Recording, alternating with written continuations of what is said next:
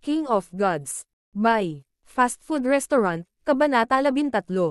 Third rank Martial Path. Makalipas ang kalahating araw, bitbit ni Zhao Fang ang tatlong malalaking bag habang papasok siya sa Sunfeather City. Sa isang tindahan sa Sunfeather City na nagbebenta ng mga balat ng hayop. Black Spotted Wild Pig, ngipin, paws. Nagkakahalaga ng kabuoang 359 na pilak. Gold Spotted Snake. Nagkakahalaga ng 420 pilak. 5 Poison Centipede. Nagkakahalaga ng 210 pilak. Walang ekspresyong sinabi ng shopkeeper habang nagkalkula ng mga presyo. Metal Pecker Eagle. Yi. Sa pagsasalita hanggang dito, nagbago ang mukha ng shopkeeper.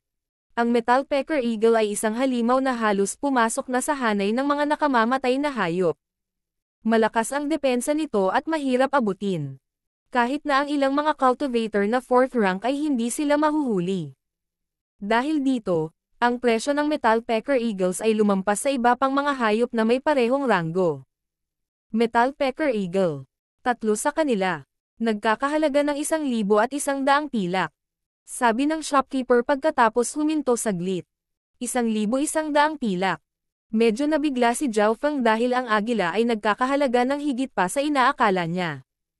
Hindi nagtagal, bukod sa Green-Headed Tiger King ni Zhao Fang, ang natitira ay pinagsama-sama.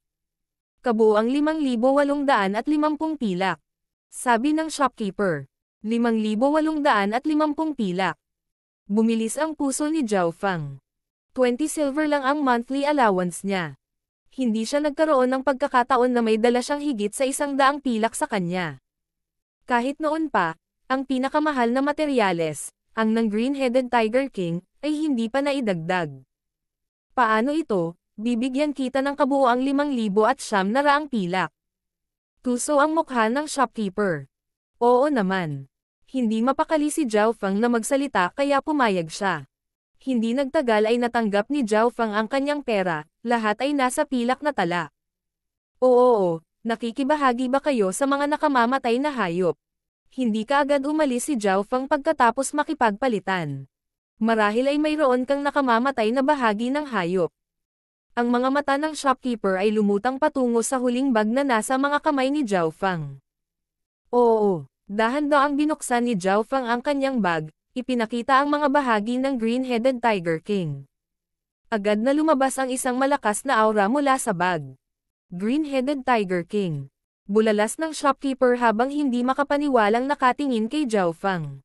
Hindi niya maisip kung paano nagawang pumatay ng isang napakaliit na second ranker ang isang nakamamatay na hayop. Napag-alaman na ang isang nakamamatay na hayop ay maaaring makipaglaban sa mga tunay na martial artist. May mga alingaw-ngaw pa nga ng mga nakamamatay na hayop na sumisira sa buong nayon. May kabuuang 7 tao kami. Ang tagal naming napatay at kahit na nawalan kami ng isang tao. Ang mga salita ni Zhao Fang ay tila umaliw sa gulat na shopkeeper. Pagharap sa mga materyales, ang paningin ng shopkeeper ay tumingin sa simbolo ng Zhao sa mga damit ni Zhao Fang at sa wakas ay nagbigay ng presyo. 16,000 pilak. Habang binigay niya ang presyo, nakahinga ng maluwag ang mga manggagawa sa tindahan. Unang beses pa lang nilang makarinig ng ganoon kataas na presyo. Ang shopkeeper ay hindi nang ahas na linlangan si Zhao Fang dahil nagmula siya sa sekta ng Zhao. Ang mga pamilyang Zhao, Jin, at Qiu ay ang 3 pinakamalaking kapangyarihan sa Sunfeather City. Walang tindahan ang magbubukas ng walang pahintulot nila. Deal. Ngumiti si Zhao Fang. Mukhang kalmado siya pero sa loob-loob niya ay natatawa. Hindi nagtagal ay kinuha ni Zhao Fang ang kanyang 20,000 pilak at umalis sa tindahan. Maaari na akong bumili ng ilang mapagkukunan upang matulungan akong makapasok sa 3rd rank. Nagtungo si Zhao Fang sa tindahan ng armas na pinuntahan niya ilang araw na ang nakalipas. Bata, nandito ka na naman. Ilang araw na ang nakalipas si Zhao Fang ay kulang sa pera at sa teknikal na kalahati ay humiram at kalahati ay nagbabayad para sa heavy metal bow. Ipinatong ni Zhao Fang ang kanyang kamay sa mesa. Narito ang 100 pilak. Salamat sa tulong mo noong araw na iyon. 100 pilak. Nagulat ang shopkeeper dahil hindi niya akalain na magiging tapat si Zhao Fang. Sinabi ni Zhao Feng na magbabayad siya ng doble, ngunit ito ay higit sa 10 beses ang halaga. Nakangiti ang shopkeeper habang kinukuha ang pilak. Bagamat siya ang shopkeeper, hindi niya pag-aari ang tindahan. Ang 100 pilak ay kalahati ng kanyang kita ng taon. Matapos ibalik ang pera ay hindi umalis si Zhao Feng ngunit tumingin sa paligid. Ang lakas ng aking heavy metal bow ay masyadong mababa. Gusto ni Zhao Feng ng bagong busog. Ginamit niya ang kanyang kaliwang mata upang siyasatin ang mga sandata sa dingding. Maya-maya ay huminto ang kanyang mga mata sa isang silver longbow. Ang silver longbow ay nagbigay ng malamig na aura habang nagbibigay din ng malalim na kalmadong pakiramdam. Magkano ang presyo para sa busog na ito? Tanong ni Zhao Feng. Maganda ang mata mo. Ang busog na ito ay tinatawag na Mysterious Silver Bow at isa sa mga tindahan na pinakamakapangyarihang armas. Tanging ang mga tunay na martial artist na bihasa sa archery ang makakagamit nito sa kanyang buong potensyal. Ang presyo nito ay 1,080 pilak. Hindi niya akalain na kakayanin ito ni Zhao Feng ngunit kumilos pa rin siya ng matino. 1,080 pilak. Hindi naman masyadong mahal yon. Bibilhin ko. Sabi ni Zhao Feng. Ang Mysterious Silver Bow ay ginawa mula sa mahuhusay na materyales at mas mahusay kaysa sa kanyang heavy metal bow nang hindi bababa sa ilang beses. Nangangailangan din ito ng mga martial artist na nasa ika-4 na ranggo o mas mataas para magamit ito sa buong potensyal nito. Sigurado ka bang gusto mo ito? Hindi hiniram. Pa. Si Zhao Feng ay nakasalansan ng isang tambak ng pilak at itinulak ito patungo sa shopkeeper. Bilis, wala akong maraming oras. Ano? Hindi naisip ng shopkeeper na si Zhao Feng ay napakamayaman. Ilang araw na ang nakararaan nakabili lang siya ng busog na nagkakahalaga ng 15 pilak. Sige. Tumango ang shopkeeper habang ibinababa ang pana at inilagay sa isang napakagandang inukit na kahon. Bumili din si Zhao Feng ng 100 arrow na nagkakahalaga ng 3 pilak bawat isa. Pagkatapos lumabas sa tindahan ng armas, pumunta si Zhao Feng sa pinakamalaking tindahan ng gamot sa lungsod. Ang Medicine Pavilion ay ang pinakamalaking tindahan ng gamot sa lungsod na ito. Napaka-misteryoso ng may-ari at mayroon itong mga chain store sa 13 bansa sa paligid. Kahit na ang 3 malalaking pamilya ng Sunfeather City ay natatakot sa lakas nito. Pagdating niya sa tindahan ay narinig niya ang boses ng isang pamilyar na lalaki. Natagpuan ni Zhao Feng ang isang lalaki at babae sa hindi kalayuan. Ang nagsasalita ay isang kabataang nakasuot ng kulay ube na nagbigay ng nakakatakot na aura. Sila yon. Napabuntong hininga si Zhao Feng. Ang duo ng lalaki at babae ay sina Zhao Yijan at Zhao Zhu. Brother Feng. Nakakagulat na sabi ni Zhao Zhu nang makita niya si Zhao Feng. Tumango si Zhao Feng bilang tugon at pagkatapos ay naglakad papunta sa Medicine Pavilion. Siya lang. May karapatan ba siyang pumasok sa Medicine Pavilion? Anumang bagay mula sa Medicine Pavilion ay nagkakahalaga ng ilang taon ng kanyang kita. Naiinis na sabi ni Zhao Yijan habang nakatingin kay Zhao Feng. Bagamat hindi nagsasalita si Zhao Zhu, alam niya na sa background ni Zhao Feng ay napakahirap kumuha ng ilang daang pilak. Kung ikukumpara kay Zhao Yijan, na ang ama at lolo ay parehong mga cultivator na mas mataas sa 4th rank ay may mga posisyon sa gitnang mataas sa sekta, ang kanilang mga kayamanan ay hindi maihahambing. Hindi pinansin ang dalawa, pumasok si Zhao Feng sa Medicine Pavilion at nagsimulang maghanap ng mga mapagkukunan na makakatulong sa paglaki ng kanyang cultivation. Ang 3rd rank ng martial path ay kapag lumalakas ang katawan. Sa direksyon na ito, ang paggamit ng halaman ng dugo ay hindi kapani-paniwalang mabuti. Maaari nitong pagsamasamahin ang pundasyon ng isang tao at kahit na makatulong sa ilang mga cultivator na maunawaan ang inner strength. Inisip ito ni Zhao Feng at pagkatapos ay kinumpirma ang kanyang mga panggangailangan. Sa lahat ng mga halaman, ang halaman ng dugo ay ang pinakamalaking gamit para sa martial learners. Ang mga halaman ng dugo ay nahati sa maraming kategorya. Ang mga mas luma ay mas mahusay na gamitin, ngunit mas mahal din. 100 taong gulang na halaman ng dugo, 500 pilak. 200 taong gulang na halaman ng dugo, 1,200 pilak. 300 taong gulang na halaman ng dugo, 3,000 pilak. 500 taong gulang na halamang dugo. 10,000 pilak. Iniskan ng mga mata ni Zhao Feng ang listahan ng presyo. Malinaw, mas matanda ito ay mas mahusay ito. Siyempre, ang limitasyon ng mga martial learners ay mga halaman ng dugo na 500 taong gulang. Brother Yijan, kung mayroon akong 200 taong gulang na halaman ng dugo, maaaring maabot ko ang tuktok ng pangalawang ranggo sa kalahating taon. Ang boses ni Zhao Zhou ay gumagala. Hindi pwede yon. Sa pinakamaraming mabibili lang kita ng 100 taong gulang. Sinusubukan kong matuto ng inner strength at kailangan ko ng mamahaling materyales para matulungan ako. Sabi ni Zhao Yijan.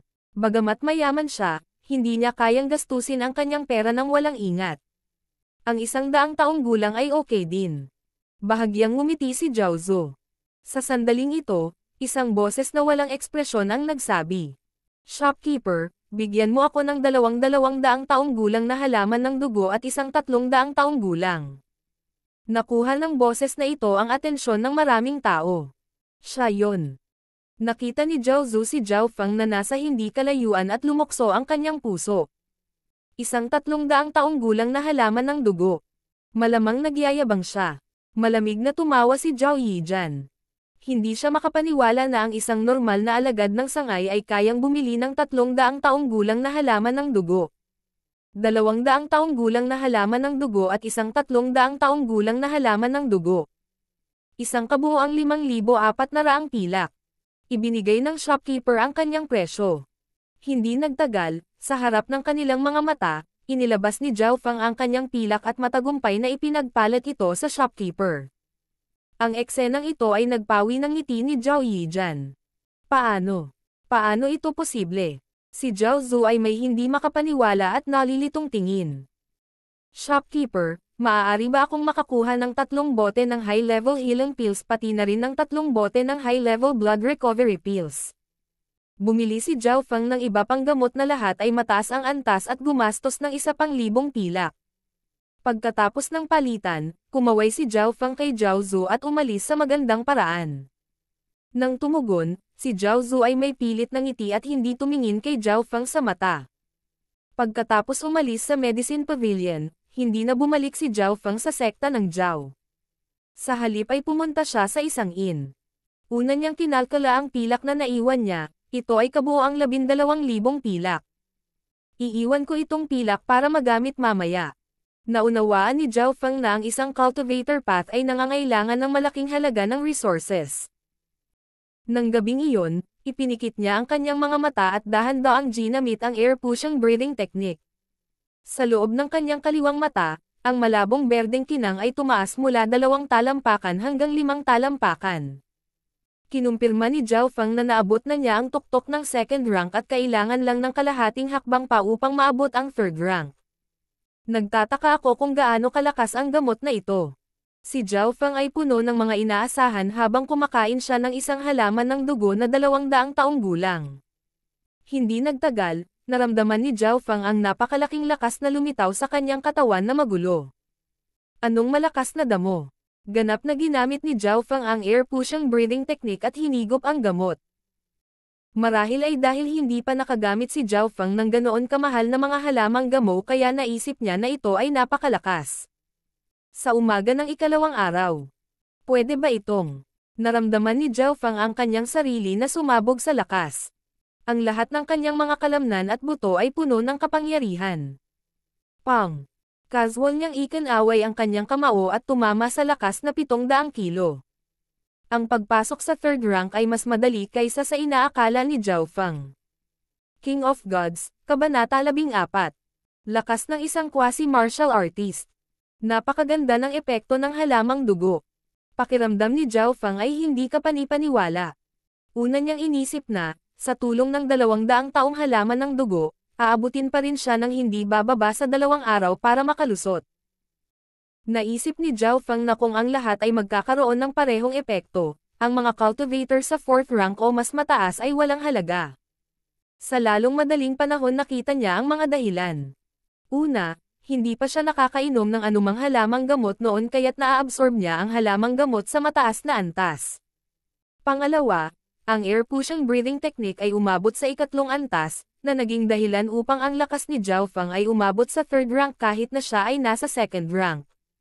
Pangatlo, naramdaman ni Zhao Feng na unti-unting nagbabago ang kanyang katawan matapos itong sumanib sa kaliwang mata. Agad na kumalma si Zhao Feng nang mapagtanto niyang marami pang iba sa sekta ng Zhao ang nakarating na sa third rank sa kanyang edad. Maaari lamang siyang ituring na may talento, hindi isang henyo. Kung kunin si Zhao Yufei bilang halimbawa, naabot niya ang tuktok ng ikatlong ranggo 2 buwan na ang nakakaraan at halos natutunan na niya ang inner strength, na nangangahulugang mayroon siyang lakas bilang isang quasi-martial artist. Siguro nasa parehong level ako kina Xin Fei at Zhao Yijan. Gayunpaman, wala akong tiwala na manalo laban sa kanila. Pagkatapos ng lahat, sina Xin Fei at Zhao Yijan ay natuto ng mataas na ranggo ng mga kasanayan sa martial arts, at hindi bababa sa sinanay sila sa mababang antas. Sa sumunod na 2 araw, pinagsama-sama ni Zhao Feng ang kanyang paglilinang. Habang nagsasanay siya sa air pushing breathing technique na pagtanto niya na may mahinang humuhuni. Nilakasan ni Zhao Feng ang kanyang kaliwang mata at napagtanto na mayroong mahinang berde at pulang glow na namumuo sa pagitan ng kanyang dugo at balat. Ang air pushing breathing technique ay malapit na sa tuktok ng ikatlong antas. Ang lakas ko ay hindi mas mahina kaysa kay Zhao Yufei o Xin Fei na may quasi-martial artist strength. Kapag naabot ng air pushing breathing technique ang rurok ng ikatlong antas magkakaroon siya ng pagkakataong maunawaan ang inner strength. Karamihan ay kailangang maging mga quasi-martial artist upang maabot ang hakbang na ito. Kahit na ang karamihan sa mga pinakamataas na third rank ay hindi magawa ito. Pagkatapos niyang pagsamahin ang kanyang pundasyon ay umalis si Zhao Feng sa inn at nagtungo sa Zhao Sect. Tulad ng para sa iba pang 2 halaman ng dugo, hindi niya binalak na gamitin ang mga ito sa lalong madaling panahon. Sa sandaling umalis si Zhao Feng sa inn, isang pulubi na may suot na punit na damit ang tumalikod at tumakbo sa hindi kalayuan sa kanya. Master Xin, lumabas na siya. Dumating ang pulubi sa isang restaurant at nagsumbong sa isang kabataang nakasuot ng pilak. Okay, narito ang iyong ipinangakong pilak. Malamig ang ngiti ng binata. Habang lumiko si Zhao Feng sa isang eskinita, narinig niya ang mga yabag na dumadagandong mula sa likuran. Shua! Shua! Shua! 2 o 3 anino ang bumaligtad sa dingding at hinabol siya mula sa likuran. Sinong nandyan? Agad na lumingon si Zhao Feng. Bata, mag-iwan ng 10,000 pilak at pakakawalan ka namin. Sabi ng 3 disipulo ng pamilya Xin habang pinapalibutan nila si Zhao Feng. Ang nagsalita ay ang kabataan sa pilak. Xin Gang. Agad na nakilala ni Zhao Feng ang kabataan. Ang 3 disipulo sa kaniyang harapan ay nakarating na lahat sa ikatlong ranggo at ang Xin Gang ay umabot na sa tuktok ng third rank. 10,000 pilak. Kayong 3 lang. Walang pakialam na sabi ni Zhao Feng habang nakatayo siya ng tuwid. Siya ay gumastos ng halos 10,000 pilak sa Sunfeather City at mayroon pa ring 10,000 na natitira. Ang mga taong ito ay malinaw na binalak na kunin ang lahat para sa kanilang sarili. Bata, binabalaan kita, huwag masyadong mayabang.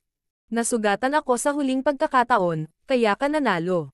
Ngayon ay humihingi kami ng pagbabayad para sa mga pagkalugi na natamo namin sa Sky Cloud Forest. Noong araw na iyon ay kinuha mo ang 60% ng halaga ng tigre habang namatay ang isang tao sa aming sekta. Ang isa sa mga disipulong Xin ay may kasakiman at ayaw sa kanyang mga mata.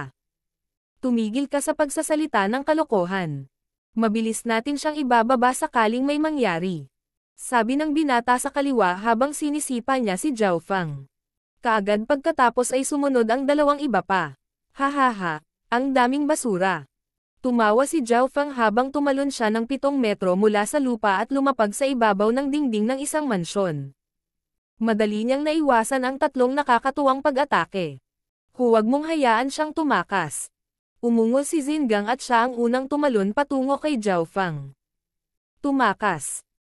Mapanuksong tumingin si Zhao Feng kay Xin Gang habang ginamit niya kaagad ang air pushing breathing technique at lightly floating fairy, na nag-iiwan ng after-image sa hangin. Hindi maganda. Naramdaman ni Xin Gang ang hindi makayanan na presyon na nagmumula sa kanyang tagiliran. Si Xin Gang, na nasa kalagitnaan ng hangin, ay halos hindi nakapigil ng isang suntok. Bagamat hinaranggan niya ito, ginawa pa rin siya ng sapilitang pagbagsak sa isang batong pader na naging dahilan ng pag-ubo niya ng dugo.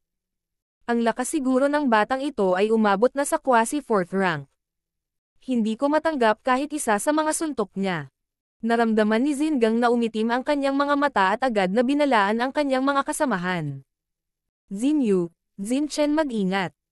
Gayunpaman, bago niya matapos ang babala sa kanila ay may sumigaw mula sa kanyang kaliwa. Isa pang kabataan ang nabalian ng buto. Tumakbo. Ang huling mga disipulo ni Zin ay natakot sa kanyang talino at sinubukang tumakbo. Pero bago pa man siya makatakas ay may sumipol na tunog mula sa likuran. Pang! Pakiramdam niya ay umitim ang kanyang mga mata bago pa man niya makita ang pag-atake. Sa mga tuntunin ng bilis, natutunan ni Zhao Feng ang isang mataas na ranggo na kasanayan sa martial art at kapag ginamit, maihahambing sa mga martial artist na nasa 4th rank.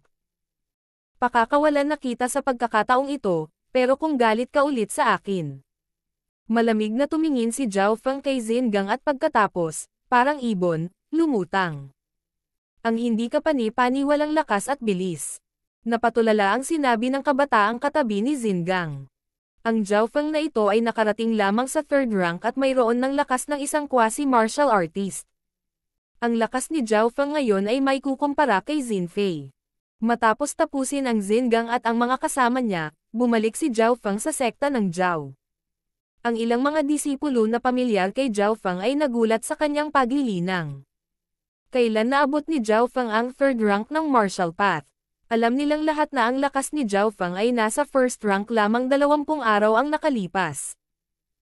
Nabalitaan ko na si Zhao Feng at ilang mga disipulo ng pamilya Zin ay pumatay ng isang green-headed Tiger King kahapon at pagkatapos ay ninakaw niya ang higit sa kalahati ng mga samsam. Sabi ng isang matalinong alagad na si Zhao. Ang isang nakamamatay na hayop ay nagkakahalaga ng mga 20 hanggang 30,000 pilak. Tiyak na bumili ang batang ito ng napakamahal na damo na nagpapataas ng kanyang paglilinang. Ano ang kamangha-mangha sa paggamit ng panlabas na tulong upang madagdagan ang paglilinang ng isang tao? Ang mga taong iyon ay kadalasang may mas mababang lakas. Ang mga disipulong ito ay lahat ay naiinggit o namumuhi. Hindi inakala ni Zhao Feng na ang impormasyon ay makakarating sa sekta ng napakabilis. Walang pakialam sa mga taong ito, si Zhao Feng ay dumiretso sa unahan. Maya-maya ay nakarating na siya sa bahay. Una niyang nakita ang kanyang ina na si Zhao Shi na nananahi ng damit. Tatay, nanay, narito ang 1,000 pilak. Naglakad si Zhao Feng sa loob ng silid at kumuha ng isang stack ng pilak. 1,000 pilak. Tumitig si Zhao Shi habang pinupulot ang mga tala. Paano ka nakakuha ng napakaraming pera? Nagulat na sabi ni Zhao Tianyang. Nang makita niyang umabot na sa 3rd rank ang cultivation ng kanyang anak, isang kakaibang kislap ang dumaan sa kanyang mga mata. Ganito ang nangyari. Pagkatapos ay sinabi ni Zhao Feng sa kanila ang isang simpleng kwento ng nangyari sa Sky Cloud Forest. Matapos makinig sa kwento, sina Zhao Tianyang at Zhao Shi ay may bahid ng pagtatanong bukod sa kanilang pananabik. Pagkatapos ng lahat, hindi ginamit ni Zhao Feng na magkaroon ng napakahusay na pagganap. Gayunpaman, bilang mga magulang, malinaw na nais nilang maging matagumpay ang kanilang mga anak. Naka-cross-legged si Zhao Feng sa kanyang silid at pinagmasdan ang sira-sirang silid. May 1 buwan pa bago ang family sparring contest. Kung maging isang inner disciple. Ang katayuan at paggamot ng aking mga magulang ay dapat na tumaas ng kaunti. Sa pagpikit ng kanyang mga mata, ang kamalayan ni Zhao Feng ay pumasok sa itim na dimensyon sa loob ng kanyang kaliwang mata. Ang malabong berdeng singsing ay umabot sa 3 talampakan. Noong si Zhao Feng ay nasa 1st rank, ang haba ng berdeng singsing ay 1 talampakan, at 2 talampakan ito nang ang kanyang paglilinang ay umabot sa 2nd rank. Ngayon, 3 talampakan na ang narating niya sa 3rd rank. Habang lumalawak ang berdeng singsing, nalaman ni Zhao Feng na tumaas ang kapangyarihan ng kanyang kaliwang mata. Nakikita niya ang bawat bagay ng detalyado sa hanay ng 10 milya. Ang enerhiya ng kanyang isip at bilis ng reaksyon ay tumaas din ng malaki. Sa pag-iisip hanggang dito, sinimulan ni Zhao Feng na unawain muli ang lightly floating fairy. Di nagtagal ay paunti-unti na rin ang lightly floating fairy na hindi natukoy. Isang katlo ang natitira. Isang kapat ang natitira. Isang ikalima ang natitira. Nang gabing iyon, nang napagod si Zhao Feng, natukoy ang huling bit ng lightly floating fairy. Sa sandaling ito ay pinipigilan ni Zhao Feng ang kanyang hininga habang tinitingnan ang nilalaman nito. Ang kasanayan sa footwork na ito ay maaari pangang. Biglang napalitan ng lubos na kaligayahan ang ekspresyon niya. King of Gods, Kabanata 15. Air Crossing Breathing Technique. Lightly Floating Fairy, ang huling pahina. Sa pamamagitan lamang ng air crossing breathing technique maaari itong gamitin sa buong potensyal nito. Ito ay hindi malalampasan ng lahat ng nasa ilalim ng 7th rank at isang peak speed na kasanayan para sa lahat ng nasa ilalim ng 9th rank. Nasa ibaba ang mga nilalaman ng air crossing breathing technique at ang minimum na kinakailangan ay nasa tuktok ng 3rd rank martial path pati na rin ang inner strength. Habang natukoy ang huling ikasampu ng kasanayan, inilabas ni Zhao Feng ang kanyang pananabik. Hindi niya akalain na ang isang kasanayan tulad ng lightly floating fairy ay magkakaroon ng pantulong na kasanayan. Ito ay teknikal na pinipino o kinikinis ang lightly floating fairy sa isang mas mataas na antas. Makukumpirma na ngayon ni Zhao Feng na ang lightly floating fairy ay kahit isang peak rank martial arts skill. Alam ng karamihan na ang martial arts ay nahahati sa core, low, middle, high at peak. Gayunpaman, hindi ito nangangahulugan na ang pinakamataas na ranggo ng mga kasanayan sa martial arts ay nasa tuktok. May mga alingaw-ngaw ng holy martial skills, mga kasanayang nalampasan ang pinakamataas na ranggo na kasanayan sa martial arts. Gayun din, mayroong holy martial path sa itaas ng siyam na hanay ng martial path. Gayunpaman, narinig ni Zhao Feng na, upang makapasok sa holy martial path, kailangan ng isang tao na matuto ng holy martial skill. Malinaw, sa katayuan ni Zhao Feng, hindi niya maisip ang tungkol sa banal na mga kasanayan. Kahit na ang mga tunay na martial artist ng Sun Feather City ay hindi mahawakan ang antas ng holy martial path. Nang gabi iyon, sa wakas ay natukoy na ni Zhao Feng ang lahat ng nilalaman nito. Ngayon, ipinakita ang buong lightly floating fairy. Kung makakakuha ako ng pangunawa sa inner strength ngayon, ang sinumang kalaban sa ilalim ng 4th rank ay hindi magiging katugma para sa akin. Agad na sinimulan ni Zhao Feng na alamin ang nilalaman ng lightly floating fairy. Sa sandaling pumasok ang lightly floating fairy sa mga panimulang yugto, maaaring agad na simulan ni Zhao Feng ang paggamit ng inner strength. Makalipas ang kalahating oras ay naunawaan lang ni Zhao Feng ang ilang bahagi ng lightly floating fairy. Gayunpaman, medyo mahirap pa rin ang subukan at maunawaan ang inner strength sa pamamagitan ng lightly floating fairy. Ang Sun Feather City ay mayroong libu-libong cultivator na umabot sa tuktok ng 3rd rank, ngunit marami sa kanila ay hindi kailanman mauunawaan ang inner strength at maabot ang 4th rank. Maging ang ilan sa mga mahuhusay na kabataan ng sekta, tulad ni Zhao Yijian at Zhao Yufei ay matagal nang natigil at hindi pa nagtagumpay.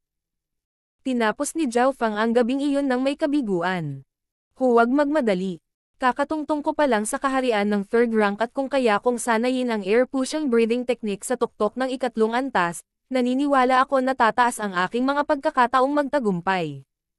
Sa ikalawang araw, muling nagsimulang magsanay si Zhao Feng sa air pushing breathing technique pati na rin sa Angry Dragon Fists. Sa ikatlong araw ang air pushing breathing technique ay dahan-daang umuusad patungo sa tuktok ng ikatlong antas. Pakiramdam ni Zhao Feng na ang lakas ng kanyang katawan ay umabot na sa limitasyon ngayon, sa tuwing pinag-aaralan niya ito ay pakiramdam niya ay umabot na ito sa pinakamataas. Muli niyang sinubukang paikliin ang inner strength, ngunit nagbunga muli ito ng kabiguan. Sa tuwing mabibigo siya, mahuhulog ang kanyang lakas sa panahon ng pagkahapo. Bagamat naiintindihan ni Zhao Feng ang air crossing breathing technique, ang aktwal na matagumpay na pagbuo ng inner strength ay isang ganap na kakaibang bagay. Gayunpaman, hindi sumuko si Zhao Feng, at sa tuwing susubukan niya ay may mga banayad na pagpapabuti.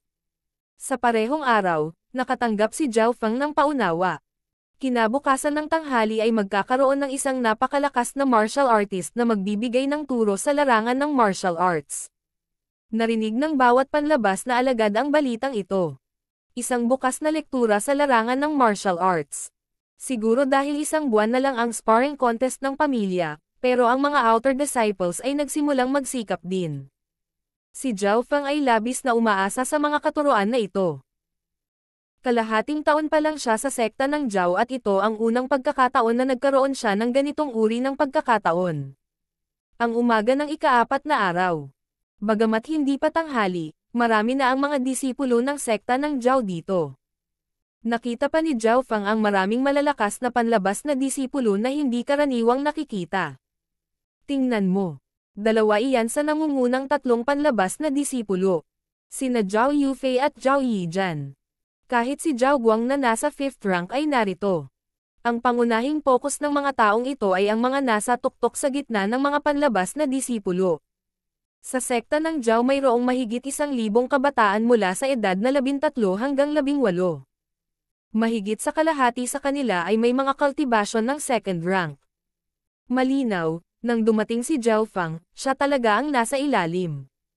Sa larangan, ang mga nakakuha ng higit na atensyon ay ang mga nasa top 10 at top 20. Ang pinaka-focus sa tao ay si Zhao Yufei, na 14 o 15 taong gulang. Namumukod tangi ang kanyang kagandahan sa gitna ng karamihan. Hindi lang siya maganda, mayroon din siyang mahusay na talento at pumangatlo, kapantay ni Zhao Yijian. Tingnan mo, iyan ay si Zhao Yun na unang nakarerango. Nagkaroon ng buzz nang lumitaw si Zhao Yu. Hindi na siya kinailangan pang hanapin ni Zhao Feng dahil naghiwa-hiwalay ang mga tao. Dumaan sa landas ang isang kabataan, 16 o 17 taong gulang. Nakasuot siya ng asher-colored na damit at simplistic ang mukha. Siya si Zhao Yu. Iyon ang unang pagkakataon na nakita ni Zhao Feng si Zhao Yu, narinig lang niya ang mga chismis tungkol sa kanya noon. Si Zhao Yu ay mas matanda kaysa sa karamihan ng mga disipulo, na 17 taong gulang. Ito ay dahil sa sandaling ang isang tao ay naging 18 taong gulang, sila ay itinuturing na mga nasa hustong gulang at hindi na mabibilang bilang nakababatang henerasyon. Madalas na walang kahirap-hirap na naglilinang si Zhao Yu sa loob ng sarili niyang silid, kaya hindi karaniwan para sa kanya na makita siya ng iba. Sa sandaling ito, ang mga mata ni Zhao Feng ay nakatutok kay Zhao Yu at naramdaman ang matinding presyon na nagmumula sa kanya. Bagamat pareho ang kanilang mga hanay, ramdam ni Zhao Feng ang presyon na ibinubuga niya. Naramdaman din ni Zhao Feng ang matinding lakas na nakatago sa mga kalamnan ni Zhao Yu. Dahil mas matanda si Zhao Yu, nangangahulugan ito na mas matagal siyang nagtanim at may pinakamagandang pundasyon. Sa usapin ng lakas, tiyak na siya ang nangunguna sa ranggo. Hindi nakakagulat na siya ay karapat-dapat sa pamagat ng pagiging pinakamalakas na panlabas na alagad. Pakiramdam ni Zhao Feng ay wala siyang mahanap na anumang pagkukulang sa kanya. Nang lumitaw si Zhao Yu, ipinakita ni Zhao Yijian na nasa ikatlo, at si Zhao Guang na nasa ikalima, ay nagpakita ng kanilang layunin sa pakikipaglaban. Walang gaanong pagkakaiba sa lakas sa pagitan ng nangungunang 5 panlabas na disipulo. May kaunting oras pa bago magsimula ang lecture. Maya-maya, may sumigaw na naman. Nandito si Zhao Gan. Zhao Gan.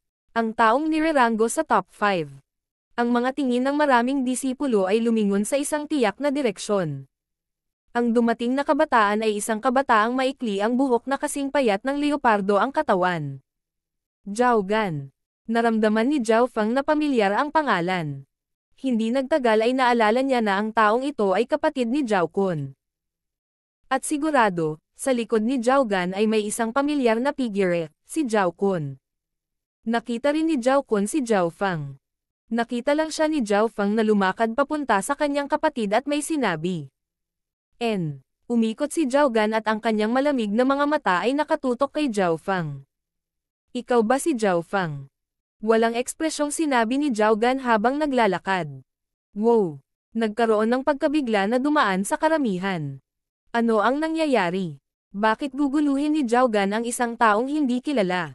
Hindi kilala. May umiling at nanunuya. Si Zhao Feng ay hindi kilalang brat. Ilang araw na ang nakararaan na patay niya ang isang haring green-headed tiger nang hindi sinasadya. Oh, siya pala. Nabalitaan ko na binugbog niya ang nakababatang kapatid ni Zhao Gan. Pupusta ako na si Zhao Gan ay darating para mag-higanti.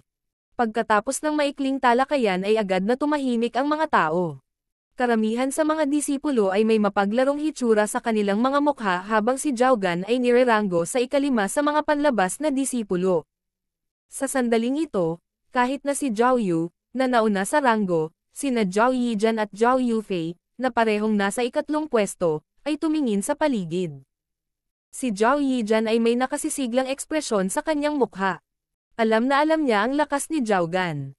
Si Zhao Zu, na nasa tabi ni Zhao Yijan, ay bumantong hininga, ngunit matapos maalala kung paano kumilos si Zhao Feng sa Medicine Pavilion, napalitan ito ng lamig. Sa kabilang banda, interesado si Zhao Yufei. Ang pagganap ni Zhao Feng sa archery field ay nagpagulat sa kanya. Sa oras na ito, si Zhao Feng ay isa sa mga pangunahing nakatutok sa larangan. Anak, ngayon ay mapahiya ka sa harap ng karamihan. Napangiti si Zhao Kun.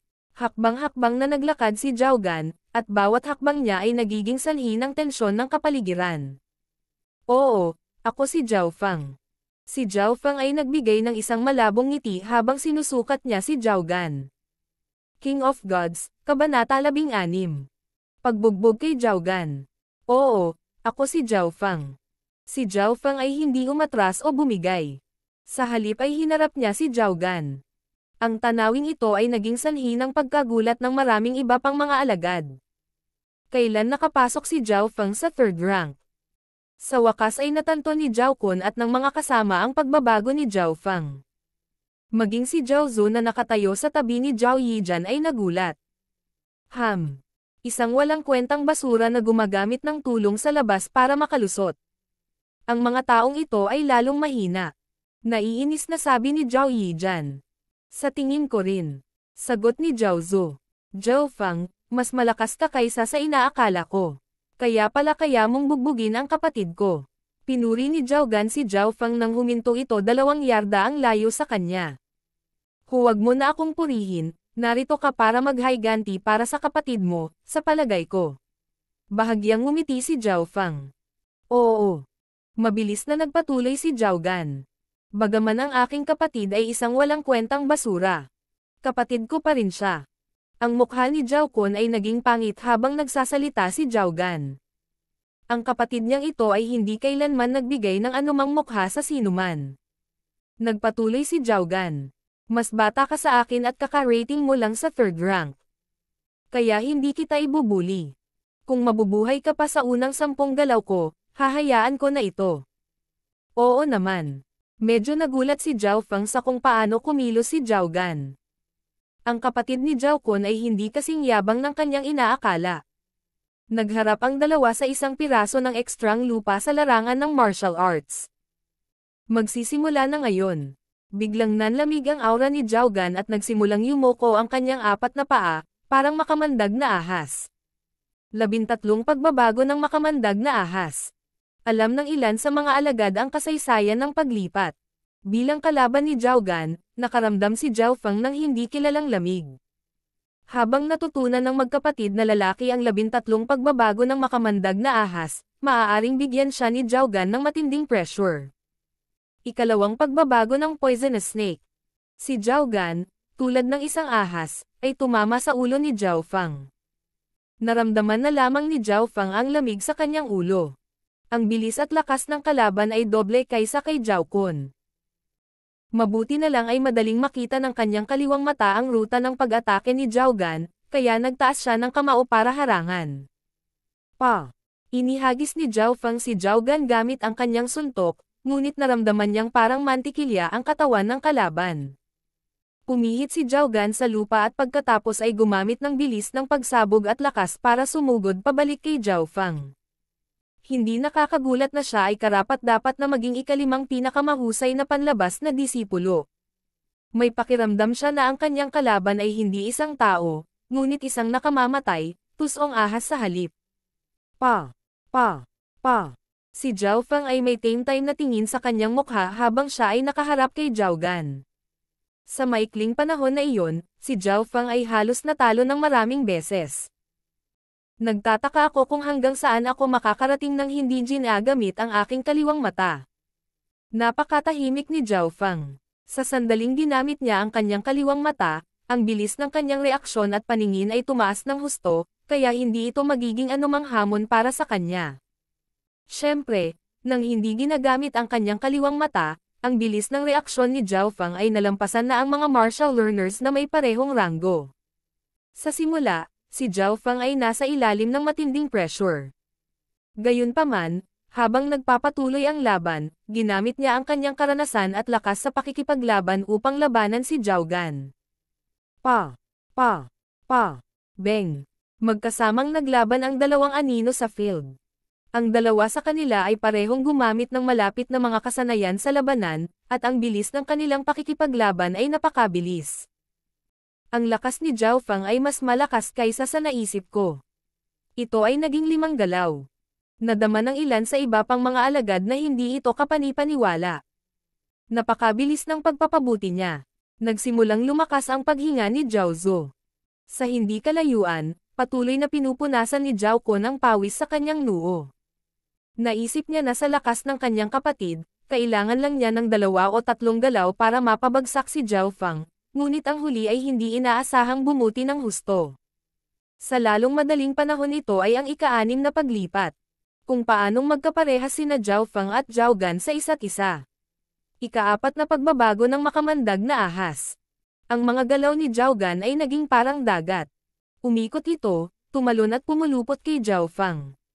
Sa pagsisimula ng ika-4 na pagbabago, ang pinsala ni Zhao Gan ay tumaas ng husto. Naramdaman ni Zhao Feng ang pagtaas ng pressure at naalala na nalaman lamang ni Zhao Kun ang unang 3 pagbabago ng 13 pagbabago ng makamandag na ahas. Gayunpaman, natutunan ni Zhao Gan ang unang 7 pagbabago. Ang bawat pagbabago pagkatapos ay mas mahirap matutunan ngunit ang pinsala ay tataas din ng husto. Pakiramdam ni Zhao Feng ay parang walang buto ang kanyang kalaban at papalapit siya ng papalapit. Shua! Si Zhao Feng, sa likas na hilig, ay gumamit ng lightly floating fairy para humiwalay kay Zhao Gan. Malapit na labanan ang kasanayan ng 13 pagbabago ng makamandag na ahas, maging ang Angry Dragon Fists ay mahirap laban dito. Teng! Si Zhao Feng, sa mga tuntunin ng bilis, ay palaging mas mabilis kaysa kay Zhao Gan. Ang 8 galaw, ang ika-9 na galaw. Ang ika-10 galaw. Naghiwalay ang dalawang anino habang pidgel hininga ang mga disipulong nanonood. Nanalo ka na. Matalim na tiningnan ni Zhao Gan si Zhao Feng, at tila walang magawa. Pagkatapos ay tumalikod siya at umalis, naiwan ang isang pulutong ng mga gulat na disipulo. Salamat sa pagiging madali. Ngumiti si Zhao Feng. Hindi niya ginamit ang lahat ng kanyang lakas sa laban na ito. Halimbawa, hindi ginamit ni Zhao Feng ang kanyang kaliwang mata sa sukdulan nito. Hindi rin niya ginamit ang lightly floating fairy o ang air pushing breathing technique sa kanilang pinakamataas na potensyal. May 2 dahilan siya para dito. Una, gusto niyang makita kung gaano siya kalakas nang hindi ginagamit ang kaliwang mata.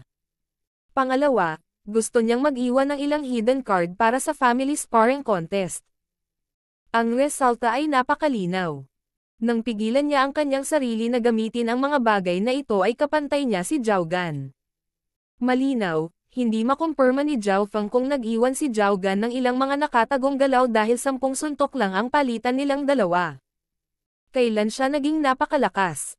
Ang ilan sa mga pamilyar kay Zhao Feng ngayon ay nakatitig sa kanya nang nakabukas ang kanilang mga mata. Lalong naging exaggerated si Zhao Kun, ibinuka niya ang kanyang bibig na parang manok na kahoy. Big brother, kung hindi mo siya matalo sa 10 galaw, matatalo mo pa rin siya para sa akin. Sabi ni Zhao Kun habang naabutan niya si Zhao Gan. Mas mabuting sumuko ka na. Kahit na walang mga paghihigpit ay hindi ko rin siya matatalo. Sobrang bilis niya para sa akin. Umiling si Zhao Gan. Paano ito posible? Alam ni Zhao Kun na hindi nagsisinungaling ang kanyang kapatid. Hindi niya iyon ugali. Siya ang nanalo.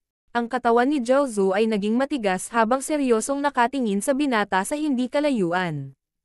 Ang kabataang iyon ay tila lalong gwapo, matangkad, kaysa sa dati sa puntong ito. Ang batang ito ay talagang may ilang mga panlilinlang. Si Zhao Yijan ay may malamig na ekspresyon sa kanyang mukha. Ngunit 10 galaw lang niya nilabanan si Zhao Gan. Habang si Zhao Gan ay matagal nang natalo sa akin. Napabuntong hininga si Zhao Zu nang marinig niya ang mga salita ni Zhao Yijan. Hindi niya maintindihan kung bakit siya natatakot na maging malakas si Zhao Fang. Habang lumalakas siya, mas lalo siyang nakaramdam ng gulo. Pagkatapos ng sparring match ay nagpatuloy ang field sa orihinal nitong estado.